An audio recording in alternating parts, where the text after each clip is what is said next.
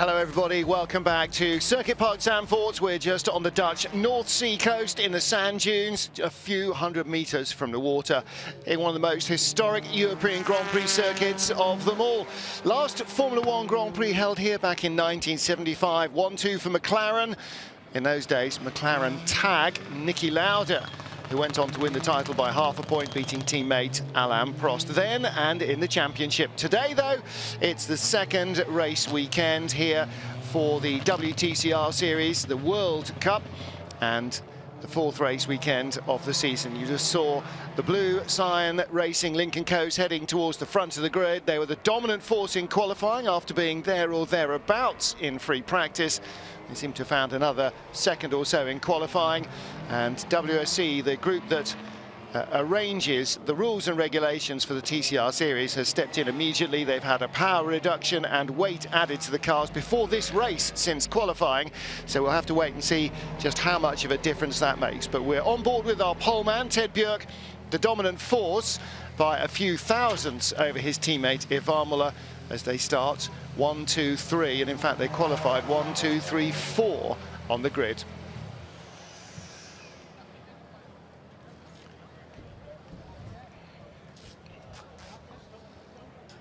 Everything okay from your side, Ted?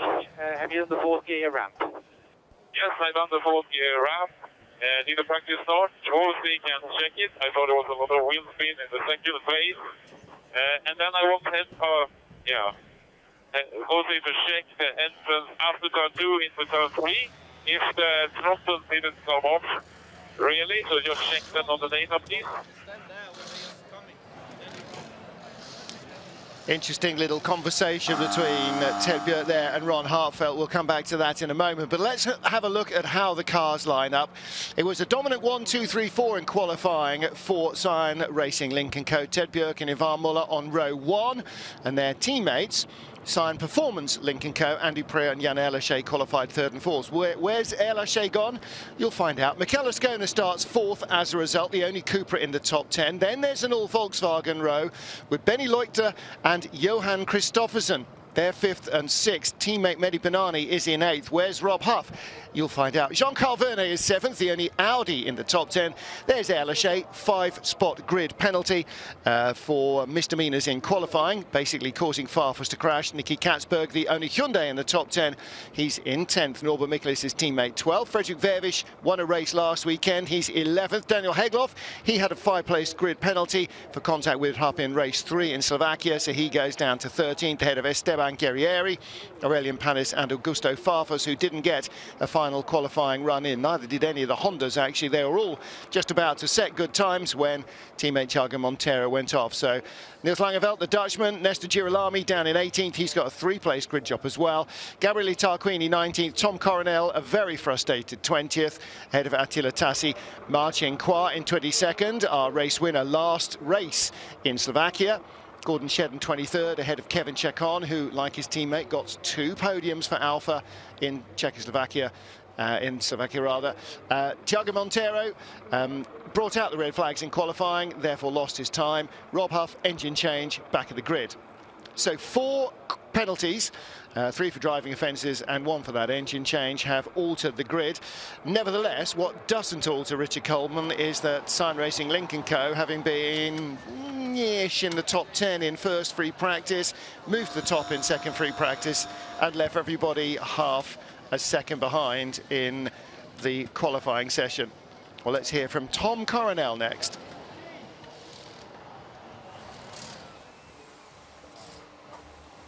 Thank you. Welcome, guys. At the track who has been in the news the last week, just because of we got a Formula One race here in Zandvoort. I think really nice to know, and of course very good for us as Dutch people. A lot of crowd today. It's one of the biggest events in the Netherlands, so it's good that the WTCR is present also at this big show, because also Max Verstappen is driving today and tomorrow for a demo with his Red Bull Formula One car, which of course is really good to see, especially for the Dutch crowd. The races, yeah, WTCR, wow. The last 2 races has been amazing. I mean, for a touring car driver like me, I mean, I'm just beginning with motorsports. I'm just racing since 29 years, but mamma mia, how tough they were. Especially the races, everybody was battling with each other, a little bit of touching, reasonably clean, I suppose. But until now, I think it's one of the best seasons I've ever seen. Top drivers on the grid, champions, and as you see, the winner of last race is on the back. The ones who were in the back are now in the front. Tarquini, the champion, is next to me here on the grid. So it's amazing. I mean, anything can happen. You could be P20 or maybe even P2, so I have to push for tomorrow. This morning qualification was a little dodgy. Me and Erlacher came out of the pit, and Erlacher just didn't see Farfus, and Farfus just went for it, and he was like a pinball through the guardrail. It was, I was a little bit in shock. I thought the car was completely destroyed, but finally he drove back to the pit, and luckily they repaired the car, so that's a good one. Guys, enjoy the race here in Zandvoort. I will do my best with my DHL Cupra, trying to go a little bit more forward, because P20, nah, that I don't like. Thanks. Tom Coronel, the showman, as ever, living up to his reputation and giving a pretty good assessment of the season so far, I think.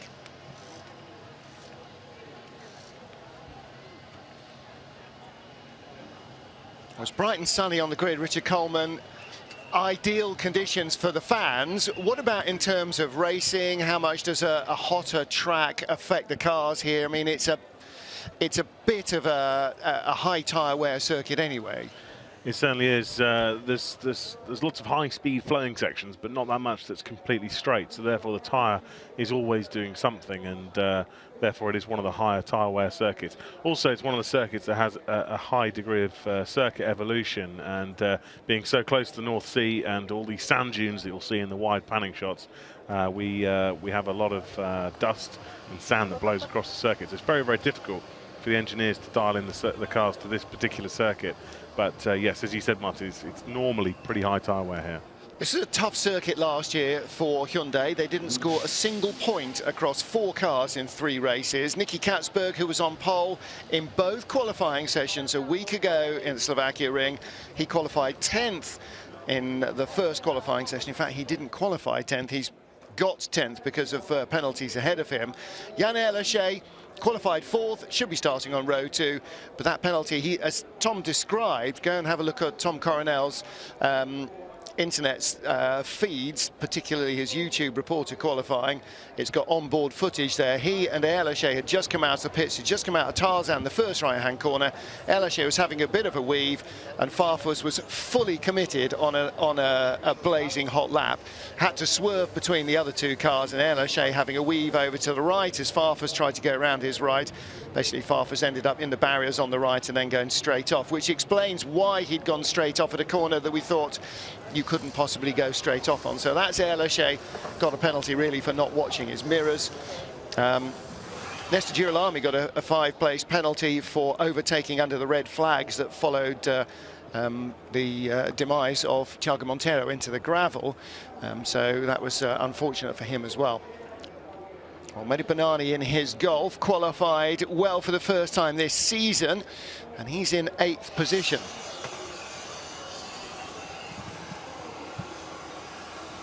Two real stories in the top 10 on our first grid here in Zandvoort, Richard Coleman. One is how strong Lincoln Co have gone. I mean, as Tom said, from last to first, basically, they've gone from propping up the grid. Literally, the final 3 cars on all of the grids were Lincoln Co cars, and now all 4 of them ahead of everybody else.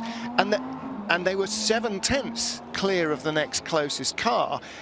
Another 7/10 went from 5th position down to 22nd. I mean, that's how far away they were.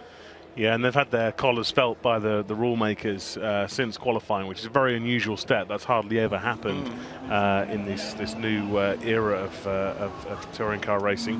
But I think it was the right thing to do. Slovakia ring, the last circuit, last time out, perhaps not a circuit that suits their car, whereas here with their long wheelbase, these high-speed corners where you need a lot of stability, you would expect it to, but that combined with the power increase they had, they were 7/10 clear of everybody, and the rule makers came down pretty quickly and said, actually, you're going back to where you were, guys, and now it's a bit of a mystery. So we've got a front row of cars that we don't really know the true pace of. And actually, they probably don't really know either, because this won't be a sort of power output and a weight that they've used in pre-season testing, and they didn't test here either. So a little bit of an unknown. The other factor we just saw there, Mehdi Banani and Johan Kristoffersson, and they're not alone. Benny Leukner, all in the top 10 in qualifying, in a Volkswagen Golf that couldn't find pace with a map, a torch and Google Maps open for the first 3 race weekends. And we know the reason why now. They were using what is going to be a mandatory ECU on all cars next year to try and get understanding of it and to try and work with it a little bit better. Turns out it's not ready for racing yet, it would appear, and so last weekend they went back to one that they know works, because it works in the Audis, works in the Cupras, and it worked in their cars last year, and suddenly they've got the pace. And the only car that hasn't is Rob Huff. His car was about a second down in Sector 1 alone, so he's had an engine change, he's at the back of the grid. But Volkswagen have got to be looking at a better race weekend, haven't they? They certainly have. They're of course 30 kilos lighter here, which will also help their story of pace. But ultimately, I think the thing is, these guys need to show some restraints. They've got to get some points. Yeah. Volkswagen Motorsport have had a miserable season, all things considered, so far this year. But of course, when you've been down in the doldrums and really, really struggling, and you find yourself potentially fighting for a podium place, it's very easy just to get that white line fever, because you need the glory. You've just been so miserable to date, but those guys really need to try and get points on the board. Well, for the Volkswagen drivers, and equally for Andy Priaulx, the problem for Priaulx is, he's on the second row of the grid, best qualifying he's had in his return to touring car racing, but he's got 2 teammates in front of him. He can't even barge his way through. He's going to have to mind his P's and Q's. But he's the one who's vulnerable to attack now, because unless Björk and or Muller fluff their starts, he's going to be the third of 3 going at who knows how fast or how slow. And suddenly you've got behind him 4th place on the grid, Mikel Ascona in the Cupra. Been on the podium already this season. Very happy to race wheel to wheel with multiple world champions, and won here last year in TCR Europe. Then you've got the next row, the 2 Volkswagen boys who desperately need points. Volkswagen Motorsport, with all 4 cars, have fewer points in total than Martin Qua, so they really need something. Ivan Muller, long way back in the points. I mean, needs to beat Ted Björk. It's the same old story. Can't keep finishing behind your teammate. He needs to win here. He's got a chance, they've all got a chance, but he needs it more than Ted Björk needs it. Certainly does, but I still think, Ivan Muller and Andy Priaulx, with 7 world championships between them, they're pretty experienced old hands. I don't see them necessarily making the mistakes. Also, the leadership within Cyan is probably a little bit stronger in terms of joined up thinking. So I think if there's going to be anybody sort of trying to perhaps overextend while they're at the sharp end, I expect maybe Leukner or Kristoffersson. Of course, Kristoffersson, very experienced, but not necessarily the front running of touring car racing. No, GT racer and Super Cup racer, and of course double rallycross champion, but less of a front-wheel drive touring car exponent. Ted Björk, he's become a front-wheel drive touring car exponent, hasn't he, over the years? Again, another man who started out like Ivan Muller, like Andy Priaulx, like so many of them in single-seaters. 2017 world champion, front-runner all last year with the Ivan Muller Racing Hyundais. And he is the best placed of the drivers for Lynk & Co in the championship. He currently lies in 5th position. And how far is he behind Gabriele Tarquini? 4 points after qualifying. So unless he fails to finish, he'll move up to 4th, and he'll be looking greedily at Norbert Michelis, who is only 10 points ahead. So he could actually move into the top 3 just by having a good start here and getting his nose in front into Tarzan, because that has got to be 3/4 of the job for the blue cars.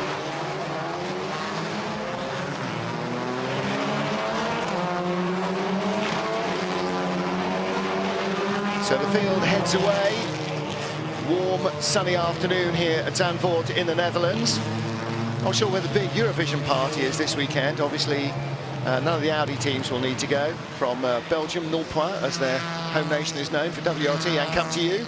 But I think everybody else will be finding somewhere to watch. Ted Björk on the DHL pole position ahead of teammates Ivar Muller and Andy Prieur. Michele Ascona and the two Golfs are definite flies in the ointment. Don't count out Vernet or Bonani. And can Jan Erlache fight his way back up towards the top four where he qualified? Katzberg and Fairvish also winners this season. Hegloff could go quicker. And you know, looking further back, there are guys like Nesta Girolami, the points leader, Tom Coronel and Gabriele Tarquini, who want to work their way forward. And for those of the penalties further back, the Alphas, I'm not sure, going to find much in pace this weekend. Montero should have much more than that, and Huff, with a fresh engine in his Golf, should have much more than that as well. For them, they may not get points today, but particularly for the likes of Huff, making sure that fresh engine works properly before he gets into tomorrow's qualifying and both races could be very important indeed.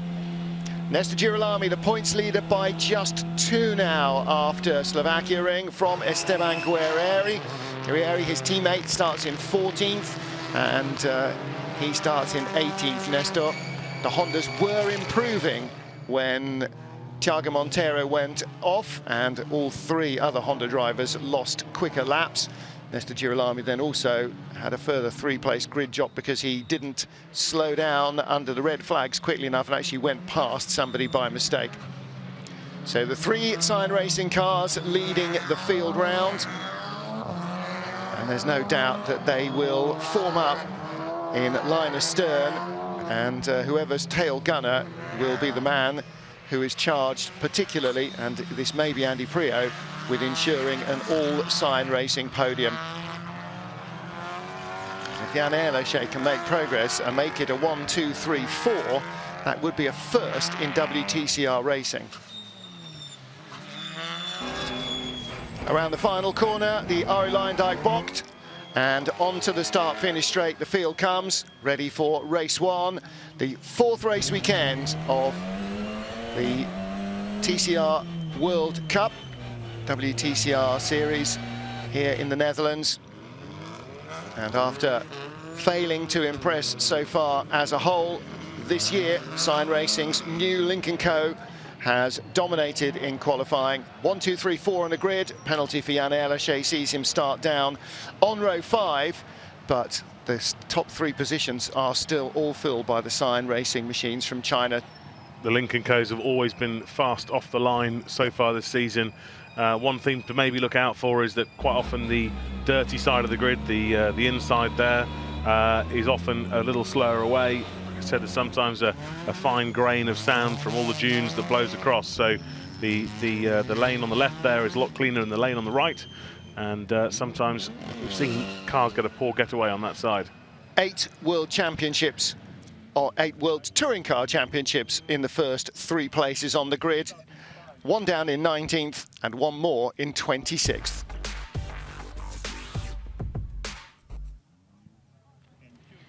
Green flag waves at the back of the field. We're at Zandvoort in the Netherlands for race 1 of the weekend. Race weekend number 4 of the WTCR series. Away we go. Ted Björk on the right-hand side of your screen makes a good start. Ivar Muller will tuck in behind Andy Prieur, trying to hold off Michele Ascona. He doesn't. Ascona gets through into 3rd already, and around the outside, number 14, that's Johan Kristoffersen. He's gone from the inside to the outside to go the long way round. Tarzan trying to take 3rd, can't. Trying to stay in front of Prieur, should do. Right behind him, 25, Mehdi Bonani. So a very poor start, I'm afraid, for Benny Leuchter. He's already down behind Nicky Katzberg, who started 10th, and Leuchter was in 6th position, 5th position on the grid. So the Volkswagen did not make a good start. There's Tom Coronel, the local Dutch driver. He started down in 20th place. He's looking to make ground. And Johan Kristoffersen holding off Prieur. No, Prieur gets back inside as they start the climb through the Slottermarkerbond, and then down through the corkscrew right-hander at Skyflak, over the brow again, and down into the tight right-hander at Masters. And this is now the return leg. The old circuit goes off on the left-hand side through the sand dunes, the old Grand Prix circuit. And now we turn into the tight right-hander at corner 9, left at corner 10. And it was the perfect start, Richard Coleman, for Ted Bjerk and Ivan Muller. Andy Priaulx a little bit thrown to the lions there, I'm afraid. Yeah, Priaulx not getting away well, and did very, very well on that opening lap to stay as brave and committed as he was to limit the damage. He'd lost 2 places clean off the line, but they were side by side for half the lap. Well, Priaulx not yet the greatest front-wheel drive starter. His only other series of front-wheel drive touring car racing back in 2002. Since then, everything he's raced, and before then, everything he'd raced has been rear-wheel drive. Down right at the tail of the field, Kevin Chacon shuffled right back. Man who had 2 podiums last weekend. There's Pauline in the white cap at the back, watching Tom Coronel behind Niels Langeveld. That's an all-Dutch affair. And across the line, Bjerk, Muller, Ascona. Ascona was always going to be the real threat to Andy Priaulx, completing the clean sweep on the podium. Priaulx's 4th, Christopherson, Bernani in the 2 Golfs, then Erlaché up to 7th from 10th on the grid. He got ahead of Jean-Carl Vernet, and Nicky Katzberg got ahead of Benny Leukter as well. We're on board with Frederik Verwisch, and Verwisch just outside the top 10. That was the view of the back of Leukter's Golf. There you can see Daniel Hegloff with a white stripe down his grey car. That's 14th. He's got Guerrieri in front in 13th. And Girolami a couple of cars back in 16th position. There he goes. Interestingly enough, Priaulx having to go defensive on the start-finish straight. Of course, they've lost their straight line speed advantage from qualifying, and already they have to go defensive at this early stage of the race. I think the Lincoln Co's could be quite vulnerable if people can get near them on the straight. Later in the race, the Hondas may come on strong. They've trimmed the car out with negative wing.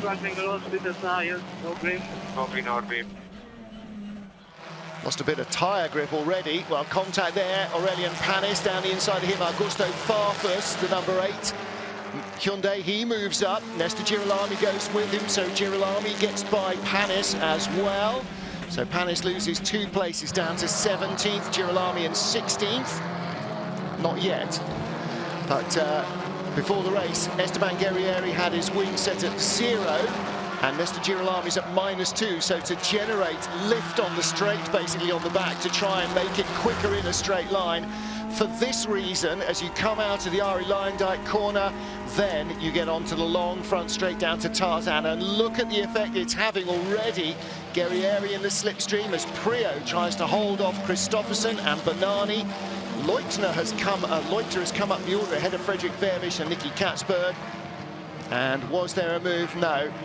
It looks like Guerrieri didn't get through. Attila Tassi on the inside in car number 9 of Tom Coronel. Again, the Hondas and the Cupras have been, wherever we've been this year, Richard, they've been very competitive, and they're not yet fully out of the picture either. Definitely not, and you see on the straights Ascona starting to reel in the lead too, and both these Golfs are solidly on the exhaust pipe of Andy Priaulx. I think the Lincoln Co cars are still pretty well balanced through the corner, but they're definitely struggling on the straight. Yeah, the deal is they were running at 100% power after the disappointments of Slovakia Ring. They're now down back to where they were, 97.5% power, and they're carrying another 30 kilos in the race that they weren't carrying in qualifying. Now, on lap 1 and 2, apart from when you're getting away from the line, that doesn't matter. On lap 10, 11 and 12, then that definitely does matter. The further you get into the race, the more effect that extra bit of weight has on the tyres. You can see this is a great shot. Looking back from Ivan Muller's car, and yeah, he's right with him, isn't he? That's for sure. Yeah. And you know, even if somebody walks away from you at 1-2 mile an hour, they'll soon be away from you pretty quickly. And exactly, and that's the only kind of difference you need on the straight. And you saw how much Priaulx closed in behind Ascona. He's almost closed the gap to that breakaway trio until they get onto the straight. And then the 2 cars in front, Ted Bjerk, Ivan Muller, they're towing Ascona along with them. He's getting a double tow from those, and they are big and wide, certainly compared to the Cupra, those 2 Lincoln Co's. So he's getting a big hole in the air punch for him, enough to draw up Priaulx and Christopherson and Bernani, and Erlaché is coming with Benny Leukter and Frederik Verwisch behind him as well. You still have to be quite brave to make a move work onto the brakes into turn 1, despite the high-speed approach, because it's quite banked, there's a lot of rubber down there. The drivers brake incredibly late, and the brake distances are quite short, and therefore you've got to be very, very committed and and almost alongside before you get to the corner to really make that move work. Yeah, you've got to use the full straight, haven't you? But if you are alongside, inside or outside, you can run wheel to wheel. Like turn 2 in Slovakia last weekend, which we saw being used, you have to have confidence in the driver underneath you or outside you, particularly underneath you. But, you know, this is a field full of professionals, so you should have that. Well, it's definitely a lot closer than qualifying would have suggested. Nobody is showing speed 7/10 quicker than anybody else right now. Ted Björk and Ivan Muller leading from Mikel Ascona on lap 4 of 12 in race 1.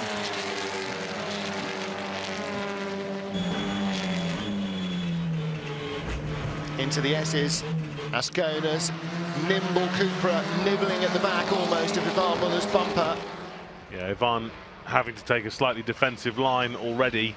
We're only at third distance into this race, and as we touched upon in the build-up, Martin, this circuit is very high on tyre wear. There's only really one straight of note, and the tyre is always kind of doing something around this lap. A lot of constant radius corners, and I suspect particularly the last 4 laps of this race we'll see a divergence in these cars' ability to live with the worn tyres.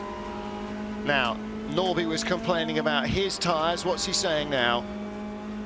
I will get the puncture in a couple of laps. I have very big vibration on the left front. Absolutely no grip.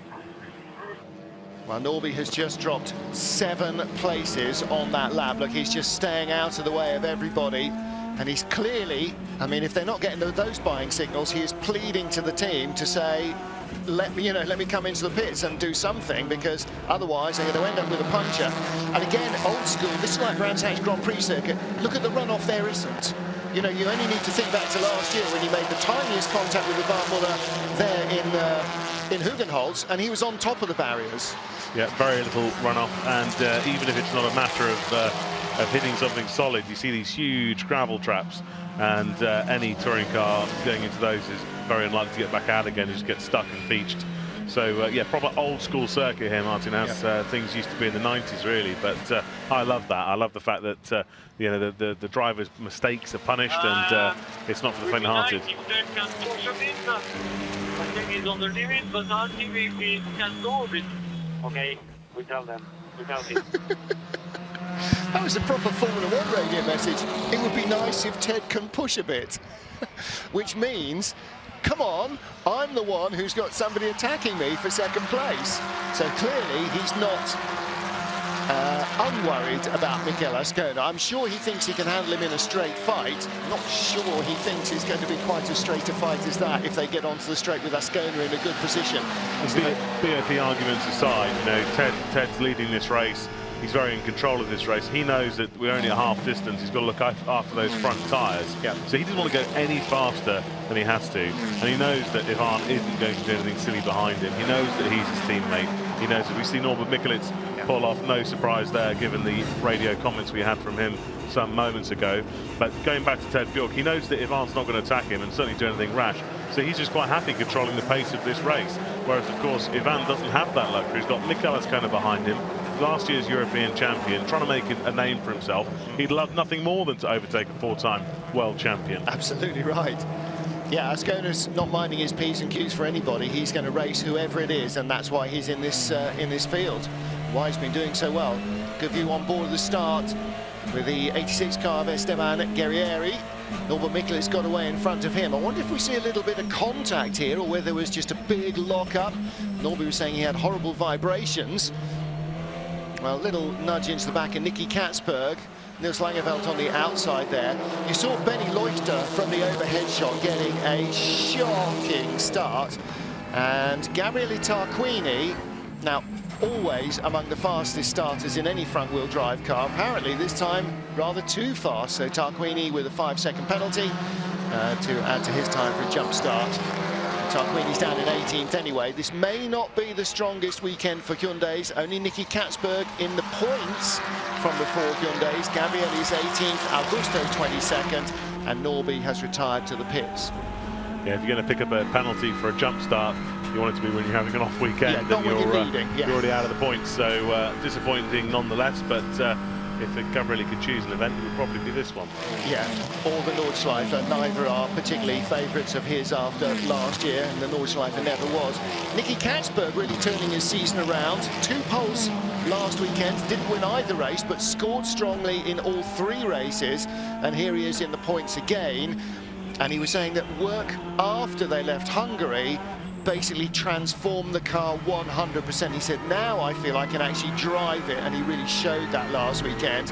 Norbert Mikulis in Hungary, Norbert Mikulis in Slovakia couldn't really get close to him. Of course, Katzberg, almost certainly would have won race 2 in Morocco had he not had a failure, brake failure at that race. So yeah, if it wasn't for that, I'm sure he'd probably be the lead Hyundai in terms of points. Indeed, and I think possibly all his problems were as a legacy of that. Now, Gusto Farfus has lost his splitter. Don't forget that the car was damaged in qualifying and pretty much had lost the splitter by that stage. I rather would have thought they'd have changed the whole front end, but in fact you can still see it's being partly held on by gaffer tape, so clearly they haven't. Nicky Katzberg still behind Fredrik Vervisch. Vervisch in 9th.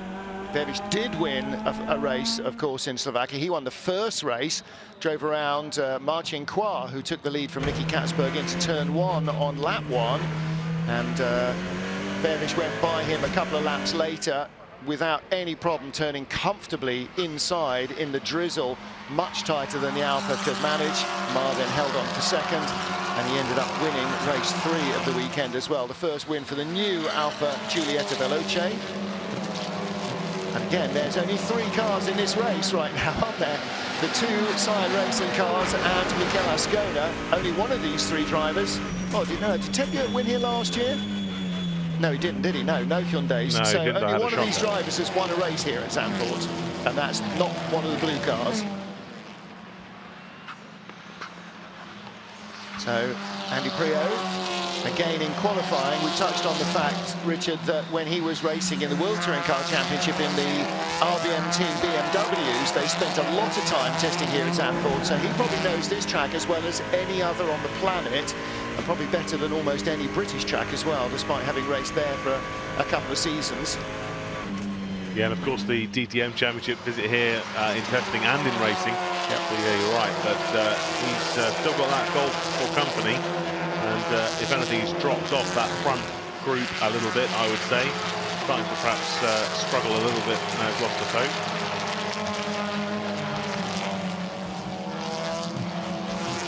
Ted Björk, Ivan Muller, Mikel Ascona, that's the 1, 2, 3 here in the Netherlands. And we are now on lap 8 of 12. This is the first of 3 races this weekend. Andy Priaulx, there he is in 4th place. Everybody else in 5th. Johan Kristoffersen, 25 Mehdi Banani, then the blue car Jan Erlaché. Fredrik Vervisch behind him, Nicky Katzberg, Jean-Carl Vernet a little behind them. Guerrieri in 12th. Daniel Hegloff up to 13th. Aurelien Panis 14th, and Nestor Girolami in 15th. And then the other 2 Dutch drivers, Neil Langeveld and Tom Carnell, are out of the points in 16th and 17th. You can see Tarquini, Tashi, Shedden, Chacon, Montero from the back of the grid. Mar, Huff, Mikulic and Farfus has had to call it a day for today. And that qualifying incident, as Tom Coronel told us from the grid, for a moment he thought that Farfus was going to have a plane crash. In fact, he glanced off a barrier on the right and then nosed into the barriers on the left-hand side. Just here it was, he caught Erlaché. But he's lucky to slow the car down, and that he also hit the barrier quite square, which also helps. Yeah, no, very, very lucky, but obviously not really helped him, as he's sat in the pit lane at the moment with the damaged car again. Yeah, and unfortunately starting all the way back as he was, it was always going to be a tough uphill struggle. So the only Hyundai looking to score well is Katzberg. Rob Huff from the back of the grid with a brand new engine really does not want to be calling into the pits with a problem, because if he has to change that engine, then he's going to have a major problem for tomorrow in race 2 as well. His race pace has been pretty good though, 48.6.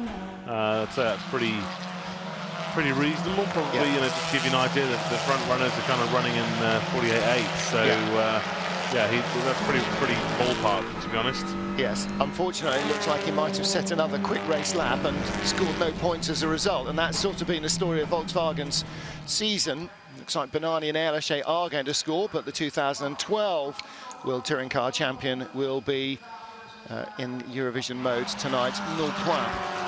So Ted Björk, Ivan Muller, Mikael Ascona, from Andy Priaulx, Johan Kristoffersson and Mehdi Benani. There's Jean-Carl Vernet, a little bit on his own, just out of the top 10. And Katzberg, the top Dutchman, still trying to get by Belgium's Frederik Verwisch. Not sure what the Netherlands' odds are for the Eurovision Song Contest, but I don't think the odds of Katzberg finding a way through in the next couple of laps are that great. Verwisch should have good straight line speed. And we're on board here with Tom Coronel, aren't we? That looked like the back of an Audi, so that'll have been Niels Lagerfeld. I really don't think that the Link & Co cars are pushing that hard. I think they're cantering. I mean, if you look at Björk last time around, you know, we've got 2 laps to go on a high tyre wear circuit, 48.9, best lap 48.8. Yeah. Same sort of story with Ivan, a couple of tenths difference. Then when we start to go down the field, drivers that I think are pushing, you know, they're best part of half a second off what they were doing earlier in this race. So that tells me that Link & Co probably got a little bit in their pocket in terms of pace. They're just controlling this. Well, we look to the Cupras to see where their progression is. Mikael Ascona in third, best race lap 48.7, and that was behind the 2 Link & Co's that are doing 48.8s as best laps, but he's at 49.1 now, which is limited by Ivan Muller. But his teammate Daniel Hagloff, best lap 48.6, last lap 48.6, that was his best lap. So they should be getting quicker, but maybe the extra weight of the Link & Co is just wearing their tyres a little more. I mean, it's a bigger car, it is heavier than some of the others, and so you expect it to go through tyres a little quicker. But certainly Hagloff on the last lap produced his fastest lap of the race, and there are still cars further down the field producing best sector times as well as best outright laps, not excluding the Hondas out of that. Definitely possible that Link & Co, they've got the race under control, and as long as Muller watches his mirrors, Ascona's not getting through, is he? So there is really no need to push either. I agree. On board with Nicky Katzberg. The battle for 9th place with Frederik Verwisch, looking back from Fred's car. Come to You Racing thrilled last weekend with their first win of the season in Slovakia. A reformed or re-profiled team, if you like, because last year they ran 4 Audis. This year Come to You running 1 Audi team, and they're also running the 2 yellow Cupras. So you would think sort of fairly different engineering solutions. Imagine what tends to happen is you then get ideas that crop up from one car and you go, oh, I wonder if that would work on the other, and vice versa. Not sure how much transmission there is between the 2 sets of engineers.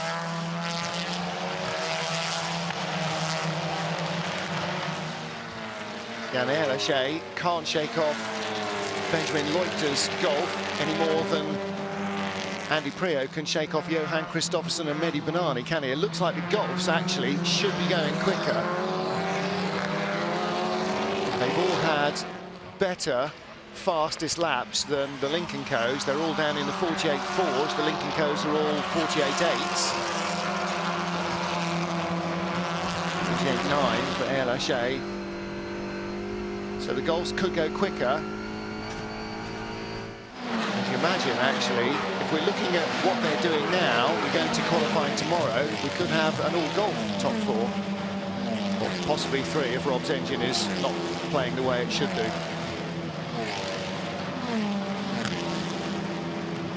Girolami and Panis.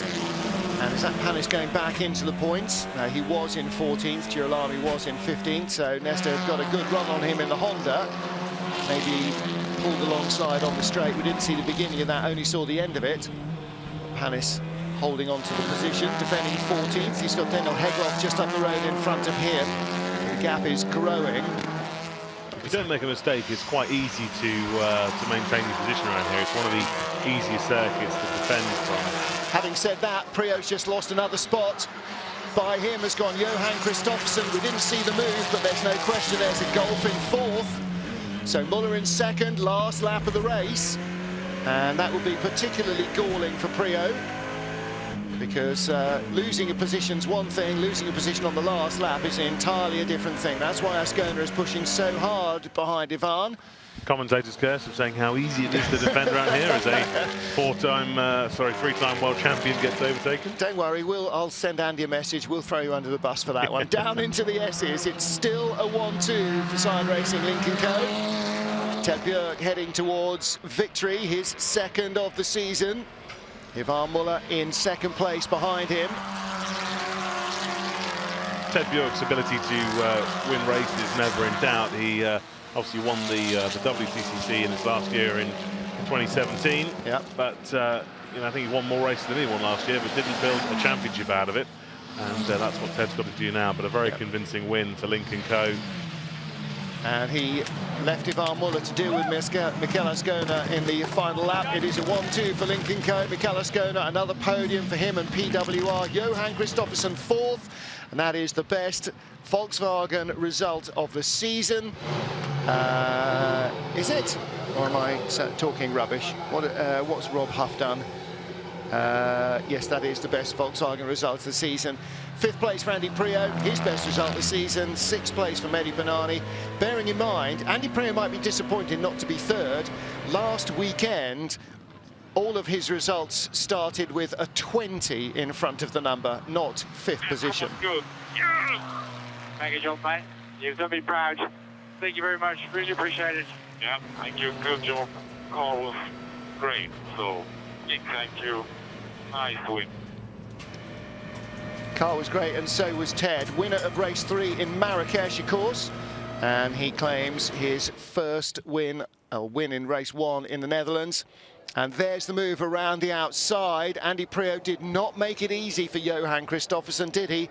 But Kristoffersen had a real slingshot as they climbed out of Hugenholz through the Hunsrück, over the brow, and through he went into Slottermacher. Really good pass. And I don't doubt that he caught Andy Prio just a little by surprise with the acceleration of the Golf. Ivan Muller, another podium result for the Frenchman. He's in second place in the 1-2 for Sign Racing Lincoln Co.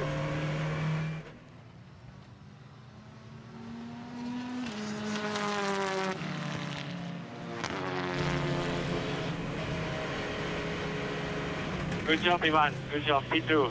We already knew that the Fiat was much lighter than us. We will struggle at the end of the race, but very good job. Well done, boys. Good job. You deserve after the hard weekend we had in Slovakia. Well done. Good job. Thank you. Yeah, thanks. You need to come back to the pit lane, not the paddock, the pit lane. Yeah, that's where Alex Legui is. The cars are not garaged in the pit lane. They are in a well, Parc Fermé, and the paddock is around the back of the pits. There you go. They can see them all heading in there. So let's hope they told him that on the slowing down lap and he actually went into the pit lane. Looks like they may not have done, because there was at least one Sign company car, one Sign racing car heading round past the marshals there. So Ted Björk, Ivan Muller, Mikel Ascona heading towards the pit lane, and our top 3 podium. Johan Kristoffersen, Andy Prio, Mehdi Benani completing the top 6. Jan Ehrlichey went from 10th to 7th. Benny Leukster went from, where was he on the grid? 5th position down to 8th. And 9th place, Frederick Verbisch ahead of Nicky Katzberg. So the points continue on through Jean-Carl Vernet's Audi, Esteban Guerrieri, the best Honda in 12th place, Daniel Hegloff, Aurelian Panis in their Cupras in 13th and 14th, and Nestor Girolami in his Honda in 15th. And again, Richard Coleman, the only 2 Hondas that score are Munich Motorsport. They are just doing such a good job. When they've got a car that can win, they win. When they haven't got a car that can win, they're picking up points. There certainly are, and I think you know, these are the weekends that make a big difference. the BOP is not with the Honda. They've just come off some really strong results, and this is therefore a nickel and dime weekend for those guys. But it's the nickel and dime points that make a big difference at the end of the year. So those guys are both still at the top of the championship, but the Lincoln Co cars closing right back up. I think they've swapped positions now. Guerrieri leads the championship with picking up a few points for 12th place. But yeah, it's the nickel and dime points that make a championship, not necessarily just your race wins. And Mikel Ascona, with his third position, will move up from 7th, ahead of Gabriele Tarquini and right up behind Norbert Michelis. So Jean-Carl Vernet from 6th gains points, Ted Björk from 5th gains points, Tarquini gets a big fat 0, Norby gets a big fat 0. They were 4th and 3rd, so they will, not sure that Norby will drop all the way down, but Gabriele will. You saw Ronnie Hartfeld there chatting with Ted Björk. He's obviously standing in for Phil Barker yeah, this weekend. Yeah, Ron out of race engineering retirement, it seems. Back off the bench and not doing a bad job. First race with Ted, and they've got a win. Of course, Phil Barker was engineering him in Marrakesh when he got the win there. And Mikel Ascona, another podium finish. This young Spaniard, last year's TCR Europe champion. And, you know, with him, with Denner Hegloff and PWR, that big step up onto the world stage has proved entirely manageable, and they have really taken it in their stride. Well, let's get down and hear from our top 3. The 2017 World Touring Car Champion is back on the top step. Ted, that was an easy win for you. Yeah, but it looks so easy when you start in the front, but there's a lot of pressure going on and you have to get it right to correct the start and everything. But yes, it was a fantastic race and I feel so good. My family is here watching, little boy and my wife, and my daughter is watching at home, I'm sure. So it's so fantastic, you know, to feel everything and the atmosphere and bounce back with the victory. The lack of power obviously didn't make that much difference for you. No, it doesn't. It's not that. It's like, yeah, we're not going to go into that. But tomorrow, again, qualifying and race again. But for today, it feels so good just bouncing back. And the team just made a great job, you know, coming back from last event. How aware were you behind? I mean, Muller was being put under quite a lot of pressure from Mikel. Yeah, I saw that, and I tried to go. But, you know, it's hard on the tires, this track. It's quite groovy. So I had to keep my pace, just try to get the distance, and then I started to feel that I got a little bit, in the end. I don't know how many laps it was left, but Ivan did a fantastic job, and I'm happy when he stays behind because he's such a tough driver. So, but I would do that. We have a lot of respect, and that's also why we get the car fast again. Well done, Ted. Yeah, well done indeed. It's never easy to win races, no matter how much it looks like, in the words of Mario Andretti, a monkey could win in this thing. It's painted to the road. And Ted Björk now moves up to 3rd in the championship. He is 10 points behind the new leader, Esteban Guerrieri. Well, we'll catch up with the full ramifications. Shouldn't choose words like that, should I? Of the championship points in just a few moments. But Esteban Guerrieri, as of now, is our new points leader because he outscored teammate Nestor Girolami. They're only 2 points apart, and he outscored him by 3 spots. So he is now 3 points to the better and 1 point in front of the championship. Björk is 10 behind. Norby still 25 points behind in 4th place, so he didn't really plummet. Mikel Ascona moves up to 5th ahead of Gabriele Tarquini. Ascona just 28 points off the lead. Now, if you were the engineer or an engineer or the team boss at PWR, would you be pinching yourself wondering if it could really be that straightforward? I mean, they have done a really good job. They knew the car, they didn't know the circuits, they've got a new driver. It's all gelling really well. Teams are the same as drivers as far as that goes. You know, winning breeds confidence and confidence breeds winning. So, you know, I think that, those guys have been on a steep learning curve, but they've shown time again in all the races so far this year that they can do it, and they've just got to keep doing what they're doing and taking each race as it comes. Yep.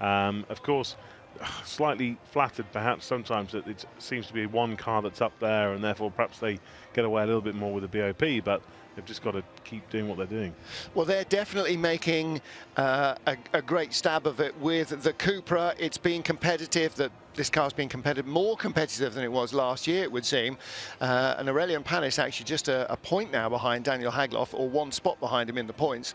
So Panis and Coronel and the Come2 team starting to really get their head around the car as well. And for Panis, having a car that's competitive for the first time, basically in his World Touring Car career, is actually a real big bonus for him.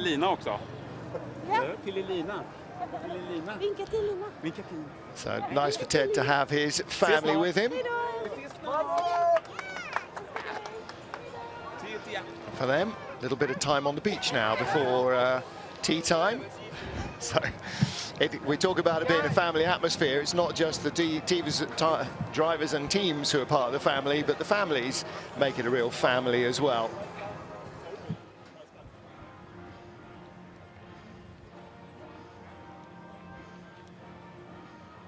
A hazy Saturday afternoon by the seashore in Zandvoort in the Netherlands after the first race of the weekend.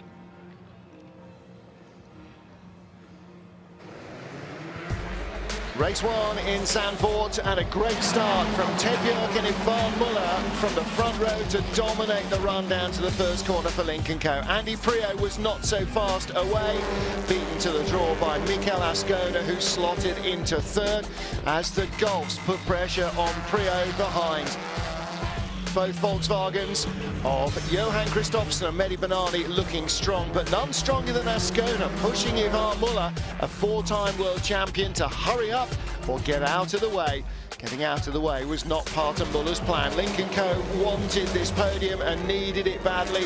A slight reduction in power after their dominating qualifying performance saw them on a more even keel with their rivals, battling with the Volkswagens, the Audis, the Hyundais and the Cupras. But in the end, Ted Björk and Ivan Muller stayed away, leaving teammates Prio and Erlaché to deal with the opposition. Ascona never gave up to the checkered flag. He was trying to find a way past Muller, with a couple of others hitting problems during the races, including the dominant Alphas from a week earlier. Kristoffersson finally pounced on Prio for fourth place on the final lap, but there was no stopping Ted Björk as he raced to a Lynk & Co 1-2 and to his second win of the season. Mikel Ascona and PWR Racing again on the podium, the best of the rest.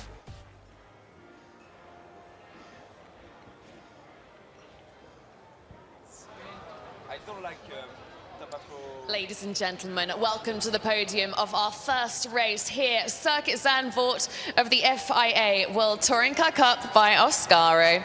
Please welcome onto the podium in third position from PWR Racing, it's Mikel Ascona.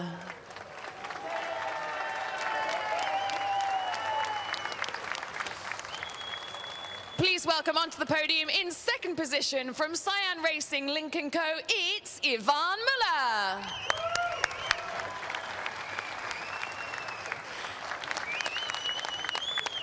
And your winner from Cyan Racing, Lynk & Co is Ted Björk and his son Tor.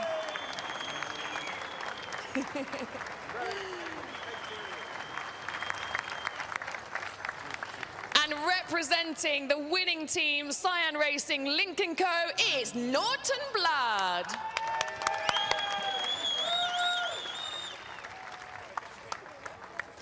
And now the national anthem for both Ted Björk and Cyan Racing, Lynk & Co.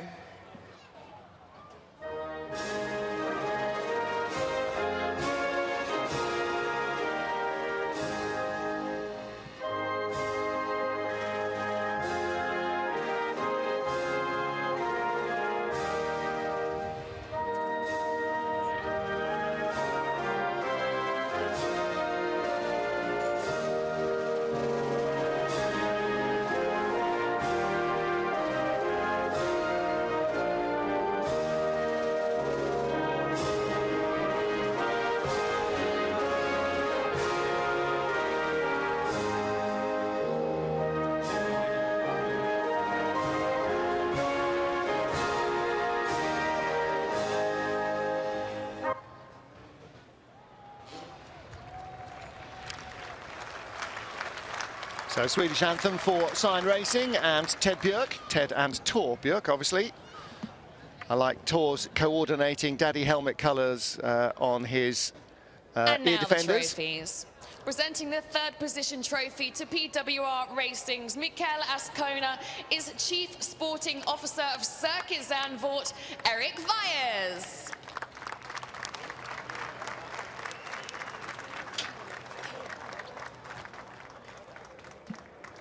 The Chief Executive Officer of Circuit Zandvoort, Robert van Overdijk, will present to Cyan Racing Lincoln Co.'s second position, Ivan Muller.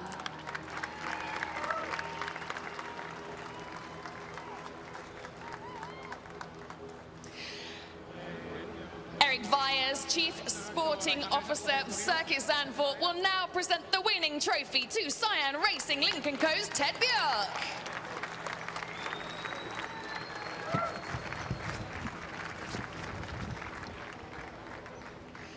And Robert van Overdijk, once again, please present the winning team trophy to Cyan Racing Lincoln Co.'s Norton Blad.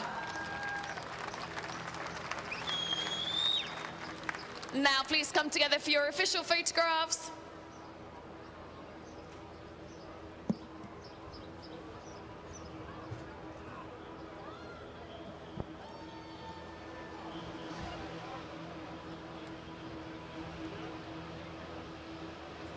Grab your bottles. Let's party.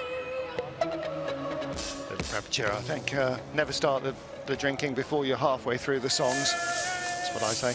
Mikael Ascona celebrates his third podium of the season, and Ted Björk his second win. And somebody at Lincoln Co. PR needs to put some Lincoln Co. stickers over those Polestar ones on Tor's ear defenders.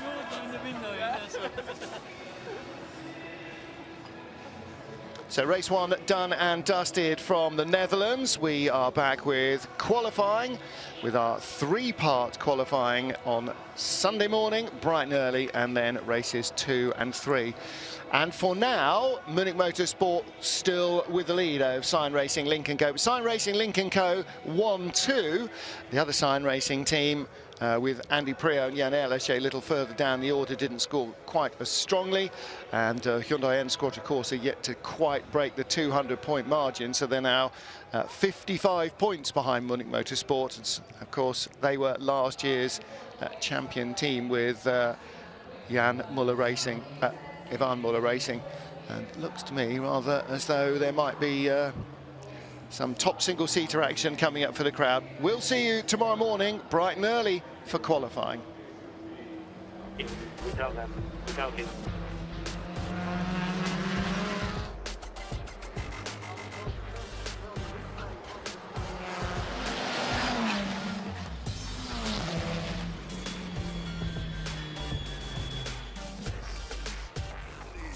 Where is it?